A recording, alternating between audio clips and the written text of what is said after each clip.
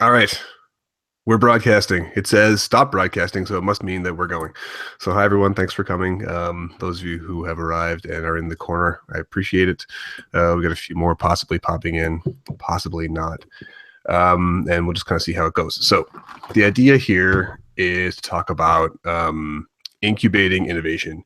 And I realized actually before I started this, Sarah's already seen this conversation, but my deck might be the same, but the conversation is slightly different. So basically, I want to talk a little bit about being purposeful when we're talking about innovation, because often we're not. It's a buzzword, it's everywhere. And we throw it around sort of willy-nilly without necessarily thinking about what it means. Like my local school board has a principle of innovation, which makes me laugh, but they do. And I know a lot of school boards that do have that. And what is it that that really means, and how do we go about practicing it? Like a lot of things, I think if we are purposeful about how we actually try to create an environment that is innovative, then we can get better at it, right? It's something that one can improve in. It's not that you're just necessarily innovative versus not innovative, but you can sort of dip your toe in the pool and start to get to better as you go. And I wanted to reference actually this conference because of the way that it sort of popped up, and that it fits the principles when I think about what something is innovative. So first of all, taking a risk. Second of all, solving an actual problem, collaborating, reflecting, and that's sort of the circuit that I want to talk about. And I feel like it's worth referencing this conference because it's exactly what it did. Peter and I were talking about it for a while about how we can get everybody to connect using something like YouTube live, and we just decided to go for it. We just set a date and go for it. And so that was sort of the risk and just taking that step. But then as we went, sort of there's a whole bunch of bumps in the road and a whole bunch of problems. But through collaboration and talking to each other and finding experts and seeing what could work and what might not work, it seems to be working out quite well. And now I can't even believe that this is happening. I was lying in bed this morning and just seeing that. So Mad PD is it's trending across Canada. And number 3 in Canada, and then it's lower in the United States. We're there too. We're there too in the United States, which is pretty exciting.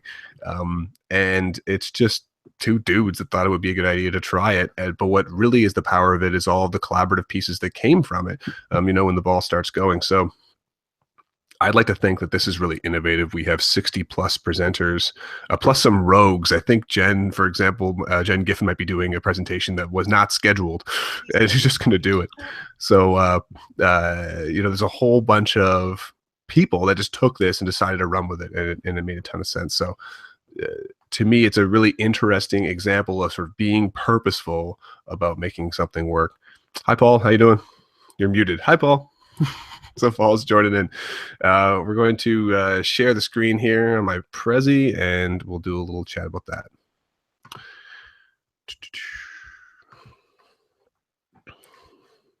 I love that screen that looks like you can see through things 1,000 times. Let's get the right one. Okay. So like I say, the first thing I think is about getting comfortable with being uncomfortable. And this is me running for the Terry Fox run in a tutu. There's also a video, which I won't play on here, but I put in the show notes of me singing Adele song to the students over the announcements. Absolutely ridiculous.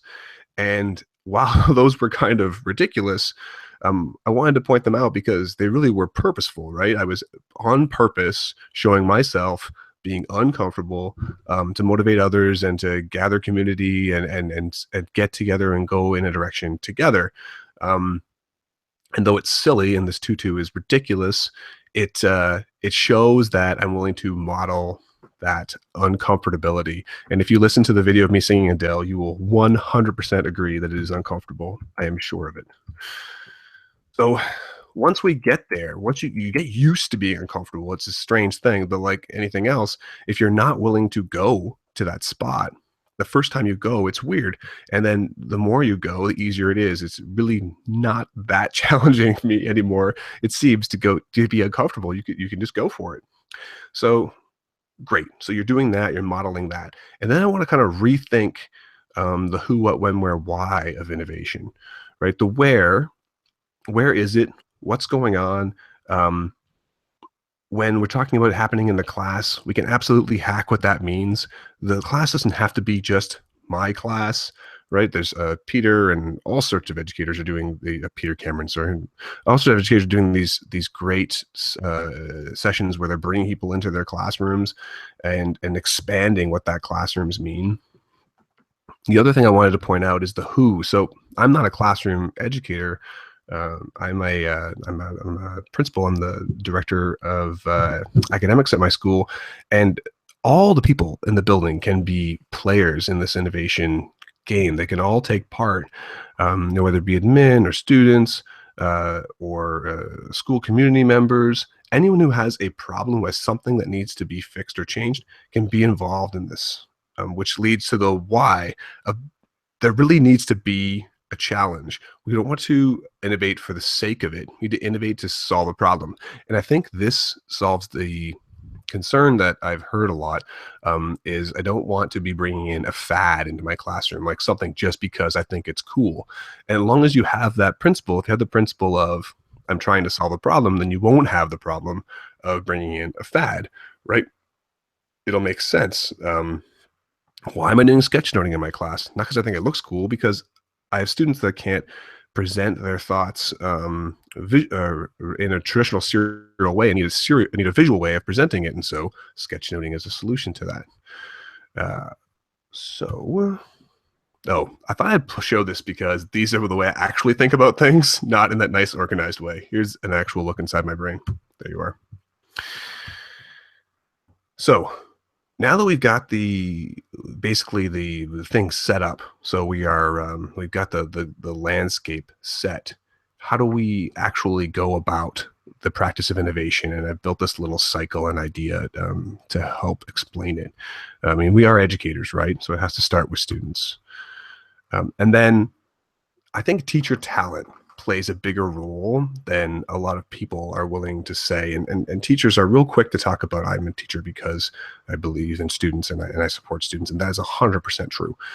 But the other thing is to think about how do you hone your craft as being a teacher, because that will directly support students. Without being sort of egotistical, it's important to think about your practice as teaching and how you are managing and supporting that teaching. So like I mentioned at the beginning, comfort. We need to get teachers and students comfortable. I was preparing this slide deck for a presentation in Ottawa, or slide deck, it's a Prezi, I guess, at a Google Summit. And before I started, Commander Hatfield was doing a breakout session. I was able to sneak into the back because it was full. I snuck into the back near the end. And he was talking about things aren't scary, people are scared. And I added it to my presentation 10 minutes before, and I thought that it was a really great way of saying it, that if we can create a space where we're adding the information, the scariness kind of goes away. For example, riding a bike, if you're 5 years old and you don't have the knowledge on how to do that, it can be really scary. Take someone who's had the experience, had the lessons, seen what to do, maybe is a little bit older and bigger, and put them on the bike, and all of a sudden it's not nearly as scary, right? It's not the situation of riding a bike that is scary in its isolation. It's people that are scared of that situation. So we can recognize that if you are creating a space, you're trying to get your students more comfortable, your teachers more comfortable, you can acknowledge that people are scared of a situation. Nothing wrong with that, of acknowledging that. And then in owning that, you can figure out what the factors are. Why are you scared of that situation? Why is it that you don't want to run in a tutu for the Terry Fox run, or whatever it may be? And we can address those pieces and work towards it. Unfortunately, fear and discovery, they kind of work sort of directly opposite each other. And if we can sort of mitigate and reduce that fear, then we're going to increase the discovery. And then my favorite quote, of course, is, and I say of course, because if you listen to my podcast or you see my presentations, I can't go a presentation without saying this, is that sometimes we need to jump first and build our wings on the way down. And I know that often for me, that's produced some really successful ideas, a bunch of flops, but a bunch of really successful ideas too. And the more we do that, the more we can get comfortable with it, and creating that culture of yes, that culture of saying, Well, sure, like just go for it. As long as there's no sort of a real risk to the safety of people around you, let's go for it and see what we can figure out. So we've broken that down. Now we have to find a problem. So obviously I have a photo of potatoes here. It doesn't surprise anybody. I thought I'd give a little example. So I had a class of students that were growing vegetables in the backyard of the school. We had a school garden going, and we got pretty big. We grow a decent sized garden, and we had a bunch of extra vegetables. And one of the students asked to donate some to the food bank.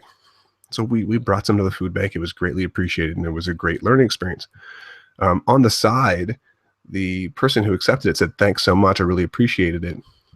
But just so you're aware, we go through a lot of fresh food, and this will be gone in an instant.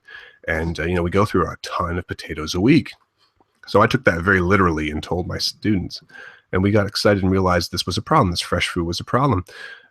So that was our crux. And from there, the students discovered a way to, you can grow these potatoes in barrels. You can grow them vertically, where I don't know if you can see this potato plant, that the potatoes actually grow between the bottom of the seed and the soil. So as you mound soil on top of this plant, you can force it to grow more potatoes. So we created this olive barrel, braced with hockey sticks, very Canadian, and devised a way to grow these potatoes vertically.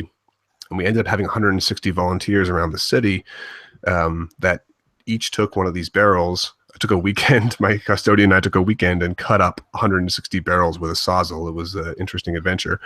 And those 160 people each grew potatoes. And then in the fall, we came in and we donated them. So it was awesome. We donated like 3 tons of potatoes. It was fantastic. And it all came from a problem. Just me or someone deciding to grow potatoes without any context wouldn't make a lot of sense. But we had this problem. The food bank wasn't getting enough fresh food. And then we worked towards trying to figure out how to solve it. Another big piece, and I think is really important, particularly right now, is collaboration. And that's why I wanted to mention this, this MAD PD in particular, that Peter and I saw a problem. There's not enough choice for PD. And we started getting an idea going, but really this day, outside of this 20 minutes or half an hour that I'm going to speak with you guys, outside of that, I've done nothing on this day. But having done nothing, there are 60 other people that are using their networks, that are bringing in their contacts, that are tweeting, that are solving each other's problems with tech support. It's absolutely amazing for this conference, the collaboration that's happening. I cannot believe it. And with the tools, we've got Diane here coming from California, and we've got people from all over the world that are just sort of popping up. I'm sharing my deck right now. I don't know who's there anymore. I think it might be more. I don't know. They're popping up, and we can collaborate really easily. It can absolutely happen. I've had people, join the classroom, as it were, from the airport on their phone. It's amazing how we can do this. So because it's always been powerful, but because it's so simple, it just absolutely has to be a part of what we're doing now when we're innovating. Oh, wrong direction. There we go. And then we have to close the loop. So if you've gone those 3 steps and you don't go the 4th, you really haven't closed the loop. You haven't I'll set the stage for it to continue to happen, right? You need to reflect, look at the data, think about personal experiences, look for student feedback, create some mentoring situation. Something that I try to do really purposefully is set up situations where I have a mentor that I can bounce ideas back of, that I really trust their opinion, and then adjust. You adjust and change and go back to the start. So that is my cycle. I'm just going to toggle back to the, hey, somebody else did join. Hi, Chris. All right. Hey, so so that's my cycle, and that's sort of the idea. And I wanted to take a minute now and open it up to the innovative folks that are in there and listening, and think a bit about, we can just talk a bit of a roundtable, if you like, of what does innovation mean, and how can we go about sort of being purposeful in practicing that in our class. Paul, you got an idea there? I saw you unmute.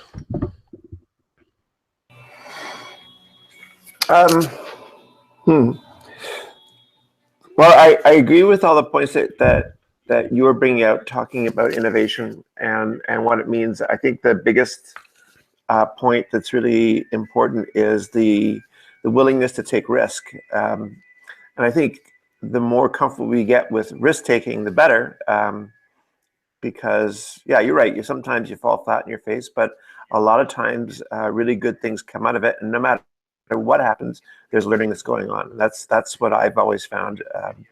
And that's why as an educator, I became kind of addicted to innovation, because I was kind of bored with doing things the same way all the time. So why not innovate? What's really holding you back? So the whole idea of jumping first, I like that quite a bit, and I think I've done quite a bit of that. Well, I know you have. I like that you're pointing out the failure thing and where that isn't necessarily a failure. I think that's something that I've been trying to grapple with a lot. And like, I know it's very popular to say that there's nothing wrong with failure and you need to embrace it. But then someone was saying the other day that even if you fail, as long as you're learning from that failure moving forward, it's not really a failure. It's just another sort of notch in the belt, another learning experience to figure out. Mm-hmm. What's your thoughts on failure? Because I'm really personally really struggling with that. I'll jump in there. My class motto this year is try everything, with the song from Zootopia. And we've kind of embraced the whole, you know what, I fell down, I kind of failed, but I get right back up and I keep going. And the kids have really taken it to heart. And I see very few of my kids at this time of year when school's almost over and we're state testing and they've given up. Normally this is oh, wow, I've got, 5 weeks of school left. What are you going to do? Nobody wants to be here.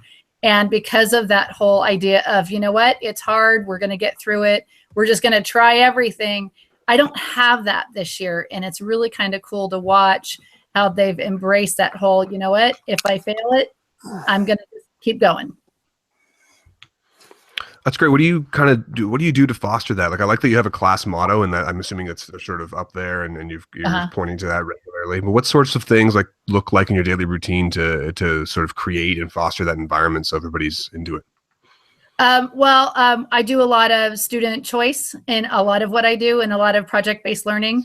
And I kind of stepped back and said, what do you think? How are you going to solve this problem? And so the kids have taken more ownership about that. And we play the song almost every day. It's kid choice. There are some days I don't want to hear it, but they get the choice of playing it or not. And because they have ownership of what we're doing, to a certain degree, there are some times where I have to say, okay, today we have to get this part done, and, that kind of stuff. But there's so much of, what do you want to do? How do you want to show me this? And because of that, they are more willing to take those risks and have that possibility of fail on a daily basis. I mean, that makes a whackload of sense, right? If you're taking that ownership and it's them, the students that are really the ones owning it, they'll be more inclined to take it. Mm-hmm. So they're choosing. They're not going through risks that you're choosing for them. Correct. They're going through risks that they're choosing for them. Correct. Yeah. I also think that as a teacher, or for myself being a teacher candidate, modeling that risk taking in front of them and showing them that the classroom is a safe space to take the risks, then that helps them be a little bit more prone to, jump and try and build those wings. Chris, I see that you're drawing feverishly over there. I suspect you're sketchnoting. I really am. I love having all of you guys in here. Chris does an interesting job in pushing back. You got any cognitive distance for us here, Chris? It's funny. I was actually in a conversation with Noah Daniels, and I dared. I didn't realize I was being daring, but I kind of on the conversation of failure and innovation. I'll put the disclaimer first. Love teaching. I love working with my students. I love all my students equally. I love my job. I love being in the classroom. But there's also a percentage in there. So if 99% of my time is spent focused on the wellness, the curiosity, the fantasticness of my kids, The 1% I find is a pretty deep 1%, and I find myself, and I get a lot of satisfaction in this, in helping other teachers innovate and fail. And looking at it from that, and then of course, this was my moment with Noah. She's like, she cut a little bit of it. She's like, oh, okay. Now I get it. I walk her through it. I said, I find that a lot of times that idea of kind of going out there and taking a chance with something and letting the students see your process for recalibration, and letting the students see your process of inquiry and problem solving, that's incredibly invaluable. And developmentally, they need to see those examples. Flipping to the other end, I also believe that our fellow educators need to see that too. So the just this event in itself, for all its bells and whistles and its unpolished parts and the technical hiccups, is so important for other people to witness in real time, and for all of us to make it through. So it's not that, and no, I was just talking about you, Noah. You were? Yeah, it's that is fantastic. hilarious. So as Noah put it to me, and you're gonna have to do some quick pickup here. She said, "Oh, you're one of those teachers' teacher." And I said, "Yes, I am. I'm also a student's teacher, but I do, when I talk about innovation and failure, I find myself spending more time lifting my colleagues and saying, give this a try. I'll work with you. I'll give you my resources, and then you give it a shot. Give me back your sample. Tell me how it went."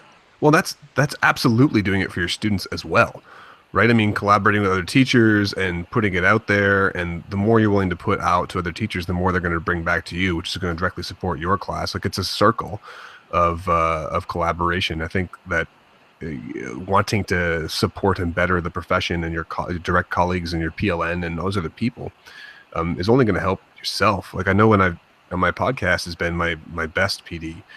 Well, lots of PD is great, but I've really enjoyed my podcast.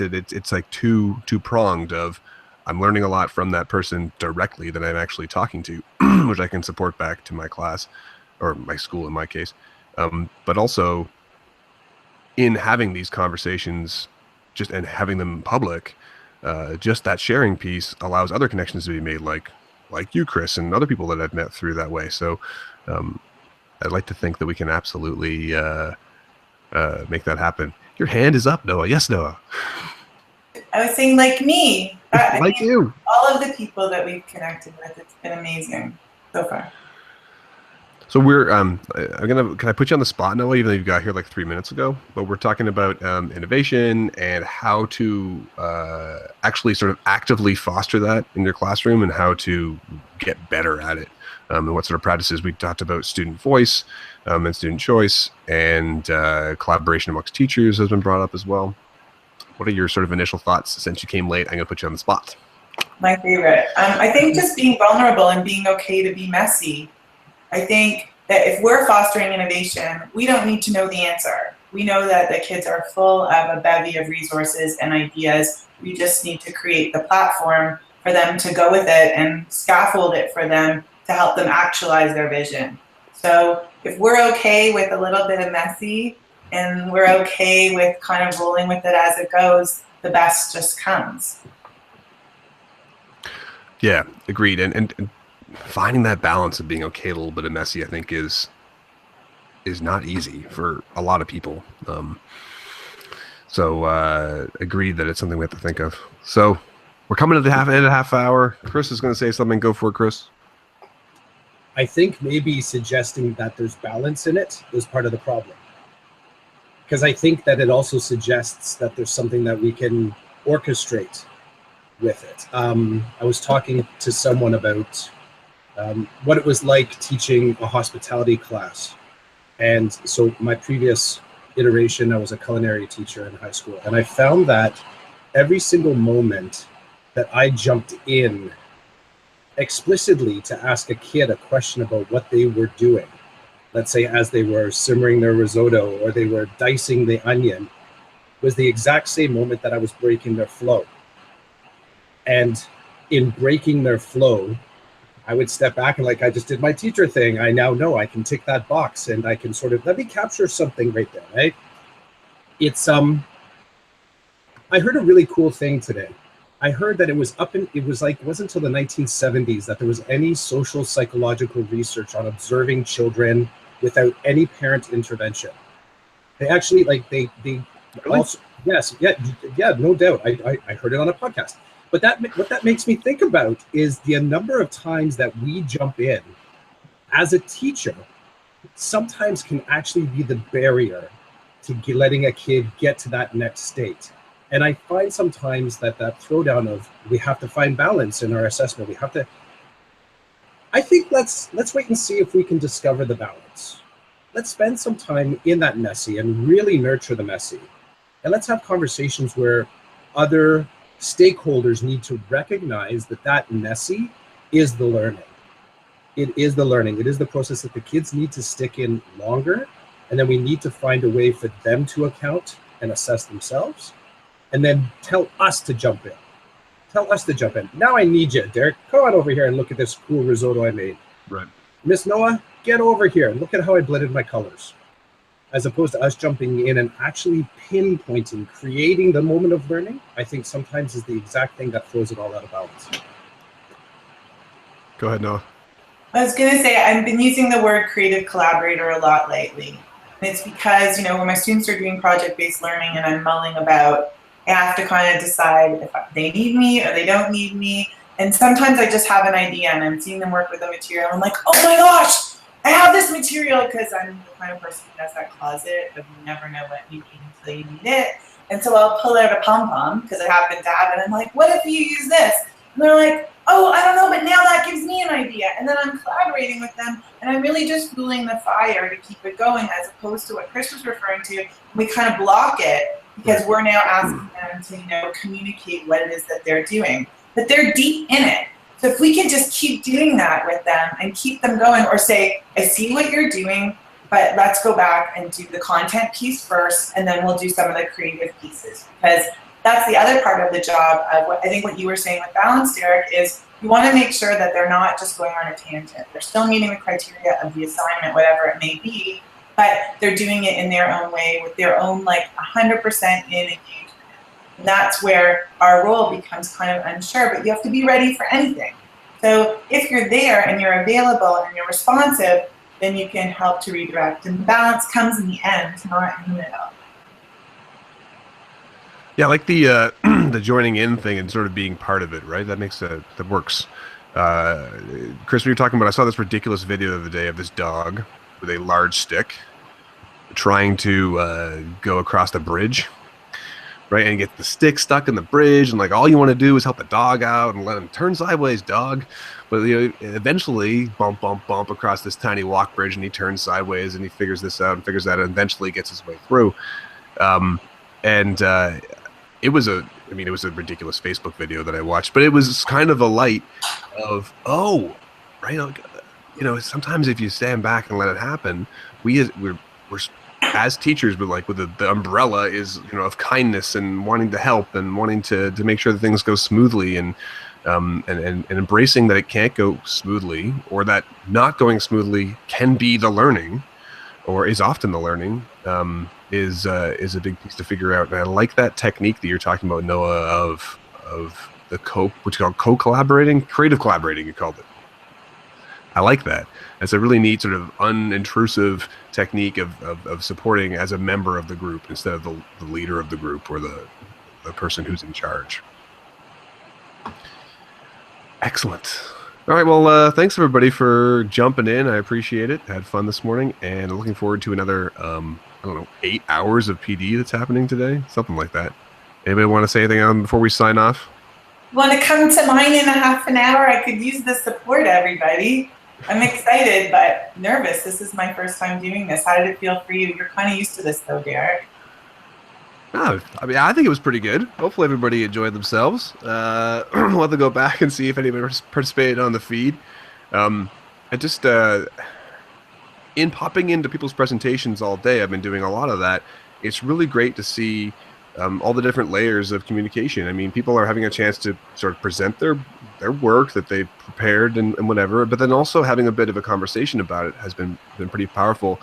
And then those that don't necessarily want to jump in, I've seen a lot of people who have not jumped in but are watching and then communicating on Twitter, and I just quickly looked at the Twitter right now while we're talking, and people are making comments on what we're saying right now.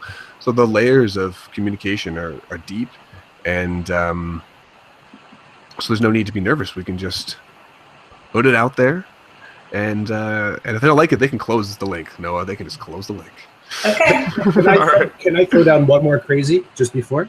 Yeah, the beauty of this, Chris, is I built it. I'm so glad I built in that half-hour buffer. Me and Peter were going back and forth about this because the presentations are half an hour, but I scheduled an hour, and we sort of agreed, well, teachers are verbose by their nature, so let's make sure they have extra time. So because of that, there's lots of time, Chris. Throw down some crazy. I won't say I am verbose, but I will say that I'm crazy. I just want to shape that comment about the observation of children, because the full example was up to that point, there wasn't recorded documentation of kind of children in the wild and what they kind of did when they were left to their own devices. And what they actually found is when the kids were left to their own devices, they did stuff like make fart sounds and imagine and run around and just like, they're nuts. So then the social psychologist met with each of the children and created a map. And in that map, made a note of how far those kids would range and where they would actually go in their town and all the different adventures they went on. And then this social psychologist came back to that town 20 years later and met up with the adults that were children and found that their ranging zones were so much more smaller. And they actually had this false belief or a justification. I think is it the perseveration of belief, that idea that something's actually going on that isn't. And they were saying things like, my own children, they can only stay in my backyard because the place is like, the world is really dangerous. This social psychologist had the data that he would present to them and say, actually, this town is no more dangerous than it was when you were allowed to go down to the lake and like swim on your own or walk around the corner to go to the convenience store by yourself. And often when I take that as an example of learning and exploration, I think one of the fundamental elements of innovation and creation is making sure that as myself as an educator, that one, I have good data as to where this creativity could go, current data, factual based data, but also that I'm checking my fear at the door, because there is something documented about how when the outside gets in and starts to influence your narrative, you will feed that to your students. So that and so important to have people in your PLN that are willing to kick you in the butt and say, you can do this, like almost blindly, you can do this. Oh yeah, go ahead. Start up a podcast. Yes, you need to do that. And then you just go for it and you let them catch you. So yeah, it's actually a podcast called Invisibilia. It's a really cool podcast about the invisible forces that kind of dictate our life. I was like, that's learning. I know I make fart sounds when I'm all by myself too, so I'm like, I haven't moved too far from my... Nothing wrong with that. Throw that podcast out again. Invisibilia? Invisibilia. And I will throw it out. It was at Jen Giffen that suggested it. It's my new obsession. You're my podcast go-to. I'm stuck on Innovation Lab now. That's fantastic. That's an awesome podcast too. That was my crazy. That's it. That wasn't crazy. Though I had to run downstairs and get my power cord because I was at 1%. But we're plugged in now. So I missed the first half of the crazy. It's somewhere out there. Any other goodbyes before we end broadcast? Thanks for including me. I had fun with this. It's always interesting to see other people's ideas of innovation, so I loved it. Thank you. Thanks, Dan. And I think, Derek, I just want to thank you and Peter for putting this on. This is a great way to do PD and to hook up with other learners. So thanks very much for doing this. It's, again, a perfect example of jumping in. A pleasure. Thanks for joining us, Paul. All right. This